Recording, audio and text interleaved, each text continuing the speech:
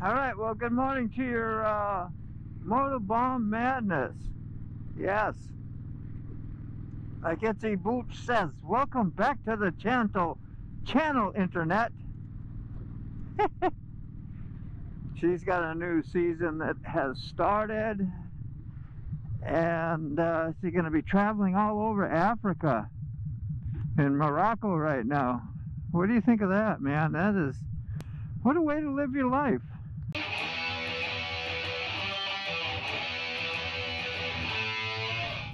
Full of adventure and motorcycles, you know.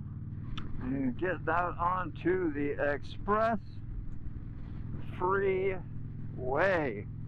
Gotta shut up and be careful. Gotta merge out into traffic here. So we got lots of mergers. Not too busy right now, but busy enough.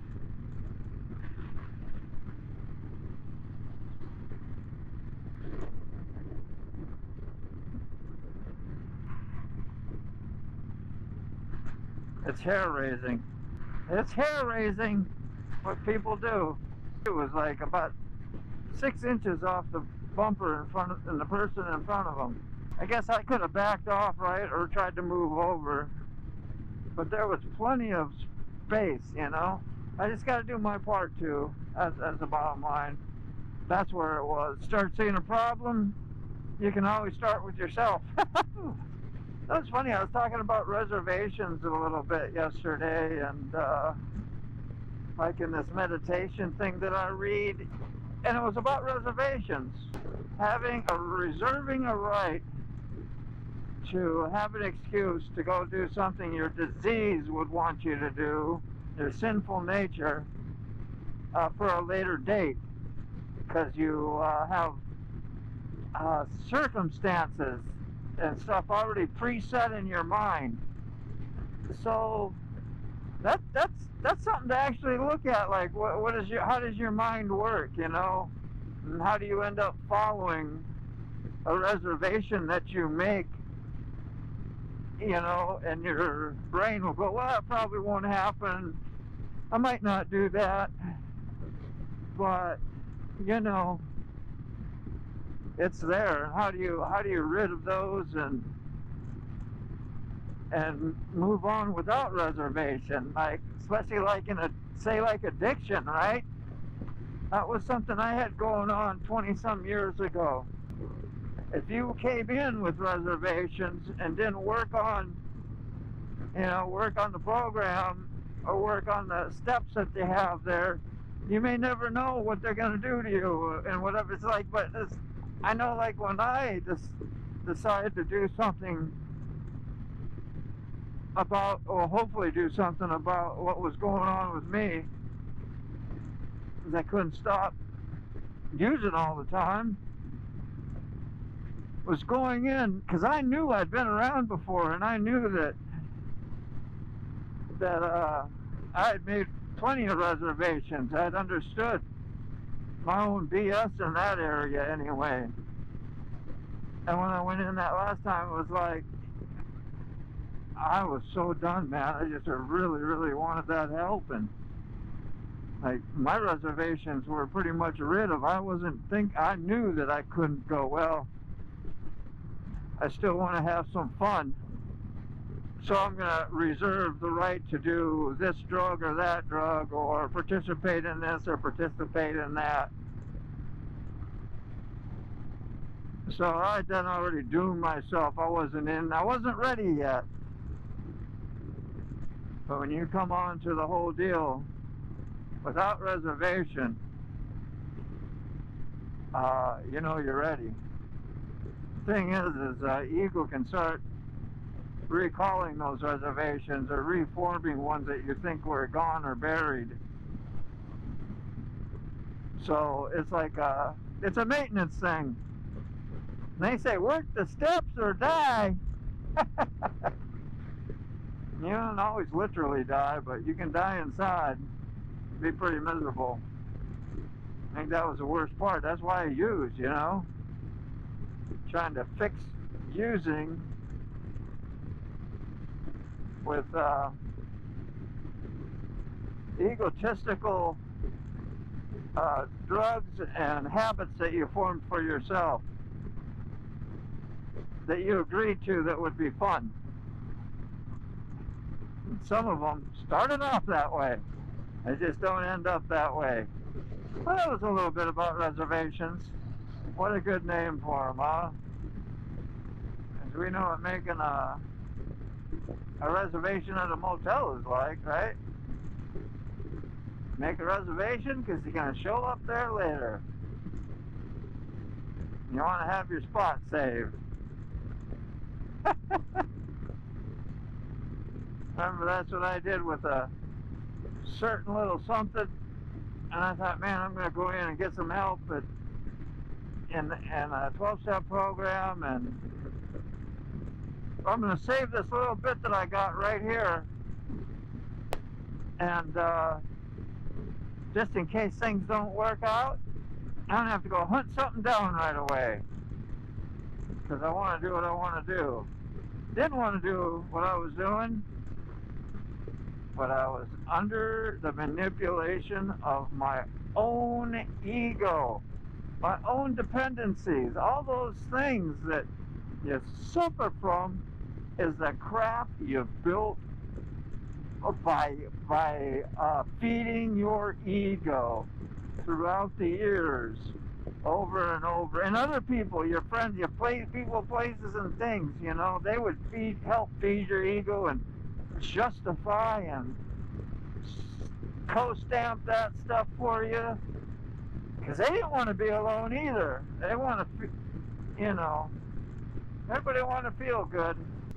Yeah, everybody want to feel good. They don't want to be alone. They don't want you to go get help, because that'll make them feel extra bad about what they've been keeping in denial, is knowing they need help but too afraid to do it because it would suck, or it'd be too hard, or if I do that, I'm not going to have no more fun in my life no more. Like, you're already living this horrible hell, but your brain tells you, well, I can control that horrible hell and just take the good parts and, you know, somehow do better. Either do better in your life, you know, from the after effects of blowing all your money, what else? Demeaning yourself, belittling others to make you feel better, lying, manipulating, cheating. And they don't have to be blatantly obvious things. They could be very, very minute stuff you do and say that looks harmless.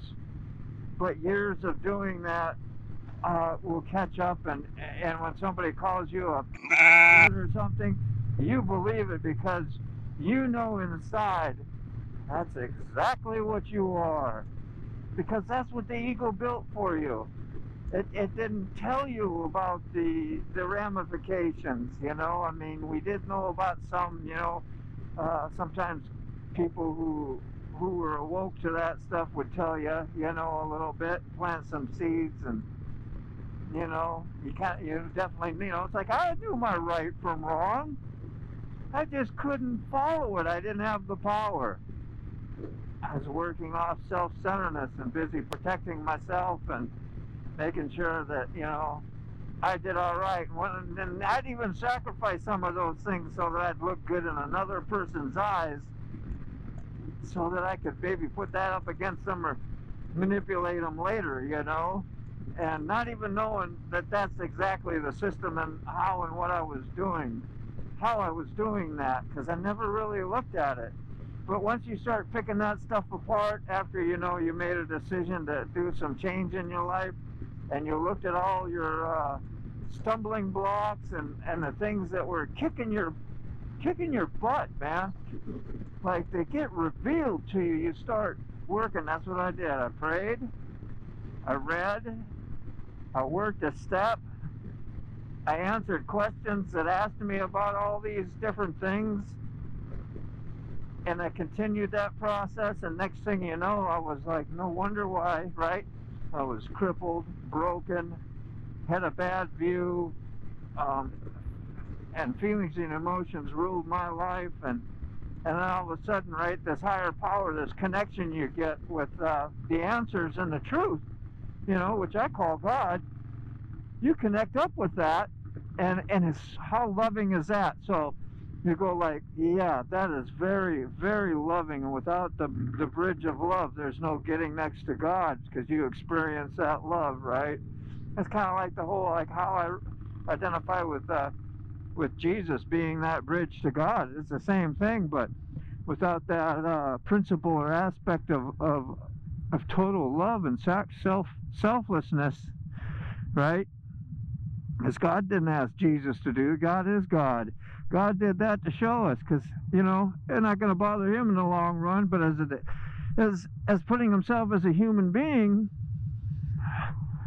I certainly would assume he did feel the stresses and the pressures, obviously, because there's pain when you're in the body like we have. We experience physical pain and the mental pain as well that went along with that. That could have been a great, the happiest of time, but he knew the happy that was behind doing the right thing, the only thing could do, because of the love of wanting to save, giving us the opportunity to be saved. They still say that, we have to accept. If we don't accept, we don't get those benefits either, That's not cruel. That seems like common sense, Like, yeah, can't have my cake and eat it too, But there is that thing, love and, okay, love, patience, tolerance, but there's the, what is it called? The grace and the mercy. That's what I'm talking about. Because we have shortcomings. We're not perfect. God knows that. Just because we accept Jesus Christ in our heart, or love in our heart, and try to make that change, we're not perfect. So love, grace, and mercy gets bestowed upon us, and we continue to surrender those things and try to learn, even though we live with some insanity by repeating them sometimes, and definitely experience pain. Your brain says don't do that, because if you lack that, that'll be painful. Well, when you go and do that, and then you're left with your conscience and your morals that have been set inside you, you feel have a guilty feeling, which is a mental torture, and so you have to clear that out and get that love and forgiveness skin and do that process, process over. It's done. You may be saved, but I don't want to live a living hell. I couldn't do it, because I'm really not accepting the truth at that point no more. The painful part is not accepting the truth. The painful part is continuing in on your ego when it lies and gives you just a little bit of hope, a little bit of this or that, or maybe it'll give you a temporary feel good, and you're like, yeah, that's it. That's what I want. And a ton of consequences come up afterwards, whether it's up here, physically, mentally, spiritually. You're drained. You get the life, which is life, right? Get that sucked out of you, just like it's the vacuum.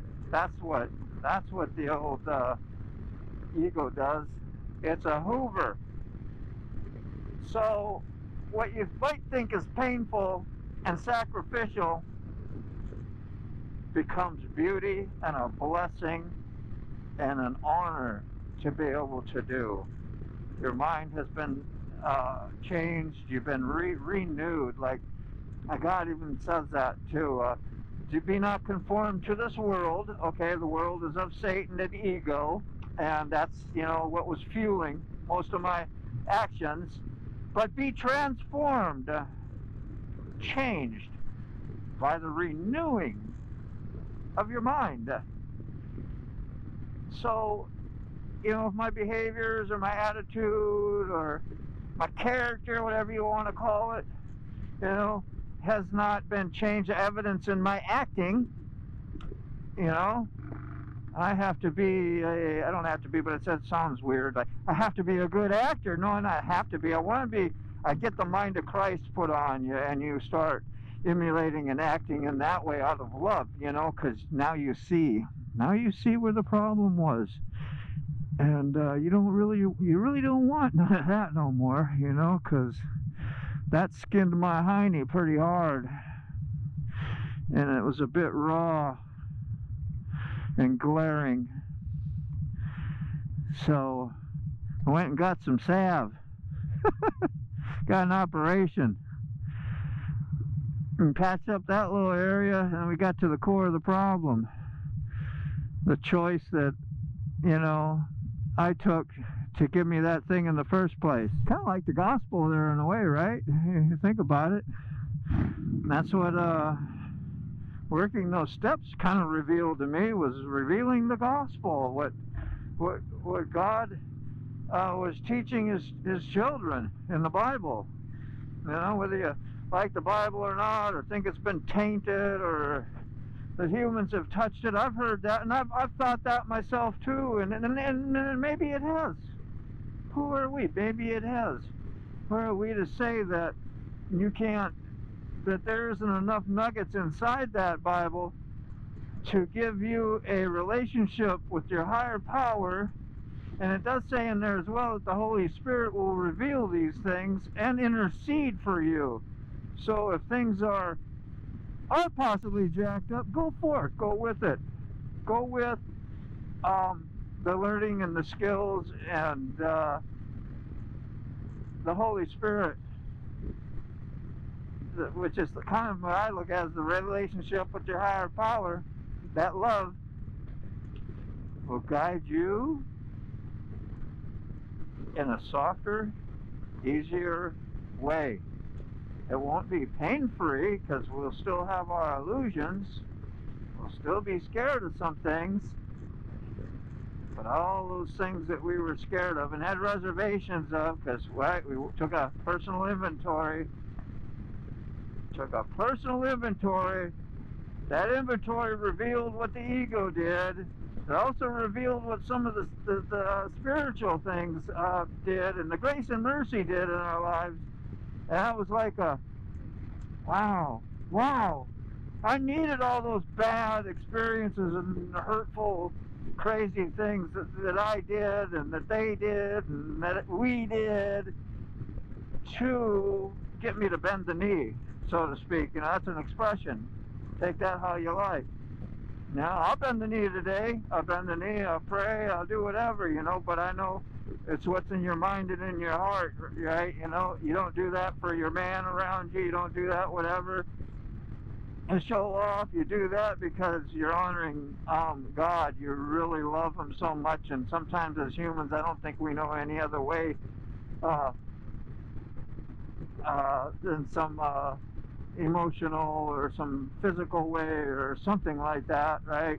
At times, and that's what we do. And other times it's, you know, hey, you have to accept that some of that truth in your life, or as much as you're able to, you get some relief from it, and when you're under the influence of that power, you start doing things different that your ego doesn't know about really anymore. You're like, you're doing that out of love, and that little nugget or that little truth helps not only you, but so many people around you and that are in their life.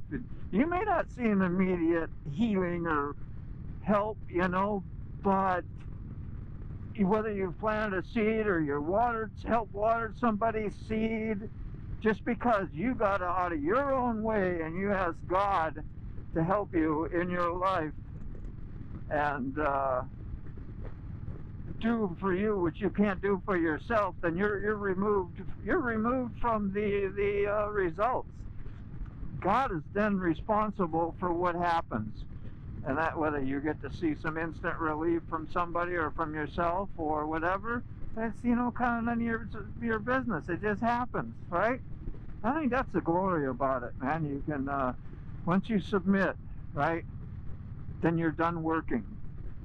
You don't have to work. God does the work for you. He's been doing that work for you, working even in through your disease. Because, man, what does that teach and show somebody as well, right? You know, and you have those things going on, you get to see that part in your life too. And when you get to experience God's realm, you're like, oh, wow. Yeah, that's what I was looking for right there my whole life. And then you crave and you want more of that. It's just sad sometimes that wears off after a while, and you let some of that go and slowly creep into some old habits. And yeah, if you don't have any friends or awareness, or most importantly, renew your relationship with the higher power in any way that you can, you're going to go through some of that. And sometimes that is exactly where you're supposed to be anyway. Because God knows we take things for granted. He knows we have our troubles, and He loves us. So He's going to let us experience that, so that we may have a message to help another person see that. Like, wow, did you see that? When you realize, yeah, when this and that, where's that come? Oh, wow, yeah, I got an ego. Is that who's been beating my ass every day? It wasn't so and so. It wasn't this or that. It was an ego that was formed. And it was all caused by self-centerism that is not of God. Yeah. Well, this ought to make a pretty good semi-preaching video. That's my ego. But you hear me laughing because most of that's BS. God will do whatever He's going to do through you, through me, through whoever. Like I was saying, right? None of our business, man. But I know sometimes when I listen to people share their stuff, I get inspired, or I get hope, or something different happens than what has been happening. And man, I want some of that. I don't want anything of Dean, like he's a hero and I need an autograph like I used to do with my rock stars, right? If anybody has done anything superbly, it's just because they, a lot of times I go, well, maybe they have, people do nice things, whatever, but when and you see spiritualness happen through somebody, that's God, That person wouldn't have chose to allow that to come through them if they was controlled and dictated by their selfishness, self-centeredness, ego, So all you can do is attribute that to goodness and God in your life. So yeah, so when I see that, try not to praise the person too much, because it's really just God working through them. If you're praising a person, it's good to lift your brother up and make him feel good. But the main thing is you got to know what he did and felt good, get that reward from God Himself too. So it's not your responsibility, I don't think, to make everybody feel good about themselves. That's something I've always done my whole life, and I'd be like so disappointed, left feeling empty because I didn't have that relationship at that level, or maybe no level at all. And yeah, you're left with your sickness and your pain. Yeah, that's a lot, man. Well, if you're ever listening to this and you made it this far, man, you don't have to comment, right? But I'd love you to comment just for the talking, and yeah, not trying to set you up to, I need comments to help my channel, help me grow. That ulterior motive, because that's what I think. I was like, gosh, I got an email, I got another way you can get a hold of me if you want to, talk or share something, share something with me, or a story, or just to learn more about my story, because maybe you want your story to line up in your own way, not because what I have is anything, but it's like you want to get next to God, man. I don't have those answers, but I can share the things I did that I believe helped me get closer to a higher power. And I leave them. He's still there, but my brain, my ego, I leave them. I struggle, whatever. I just, you know, it'd just be nice to give the gift. Give the gift, pass it on over. Take the ball and run with it for a while. See what happens. Go score a couple touchdowns. Get you a home run. First base, second base. Get somewhere. See how that feels. Back to some in-town driving here, so I must pause for the cause. Gotta self-preserve. Gotta watch out for myself. Now I know it's God helping me out. God's helping me out right here, right now. Yeah, I got some common sense in some areas that go like, yeah, I want to self-preserve, but yeah, who wants to go out and die right now? I don't. Or get hurt because you're not using some awareness. I want to be aware. Are you aware?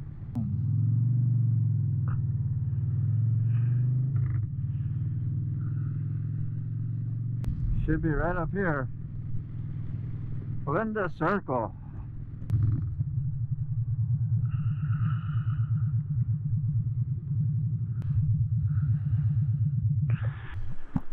Alright, let's see how that worked out.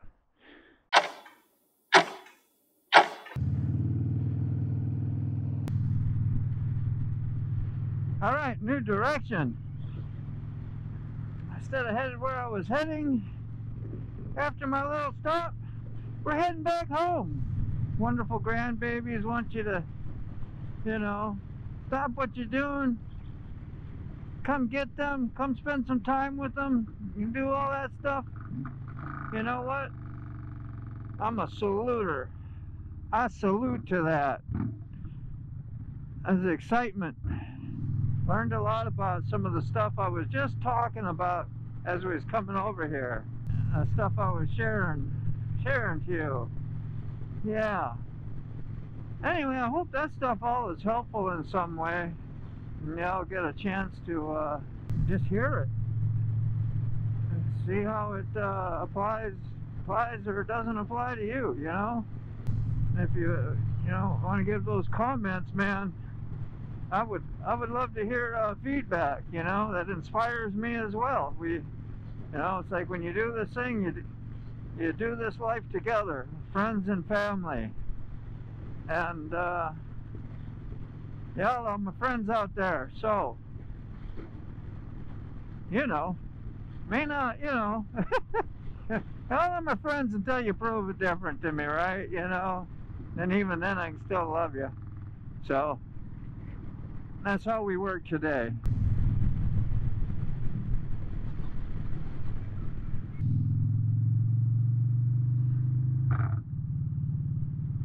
Yeah, my brain, man, I was like thinking, you start speeding a little bit. What do you know, start thinking up of lies, what you're going to say. I never lie. Well, I can say I never lie. It's just I don't usually lie to like law enforcement when they stop me. I just look like, you know, yeah, what can I do? What is it? But my ego tells me, well, you can tell them this and you can tell them that so I can support my speeding, you know, and yeah, that's how your disease can manifest itself right there, right on the spot, and get you to do something with more consequences. Still speeding. Not too heavy, but trying not to stand out like a sore thumb either. I should be home in about 10-15 minutes, if that. Slow down, Dean. You don't need to get in that rat race.